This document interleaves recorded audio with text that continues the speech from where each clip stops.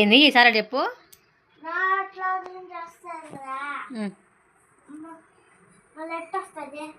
మాట్లాడితే వస్తుంది, మాట్లాడదైతే మాటలు రావు. ఈసారి లడ్డూకి వచ్చే డౌట్లు సైంటిస్టులకు కూడా రావన్నమాట. అలాంటి పిచ్చి డౌట్లు అన్నీ వస్తూ ఉంటాయి. నోట్లో నుంచి మాటలు ఎట్లా వస్తాయి అని అడుగుతూ ఉన్నాడు. మాట్లాడితే వస్తాయి అని చెప్తా ఉన్నా నేనైతే.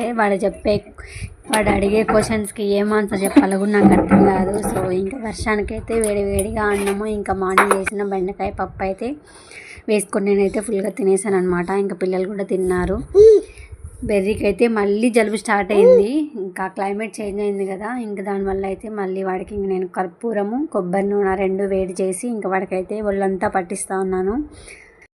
లడ్డు అయితే తినేసి పడుకునేసాడు అనమాట. బెర్రీ అయితే నేను పడుకునే వరకు పడుకోడు. సో అదనమాట వీడియో అయితే. నచ్చితే లైక్ చేయండి.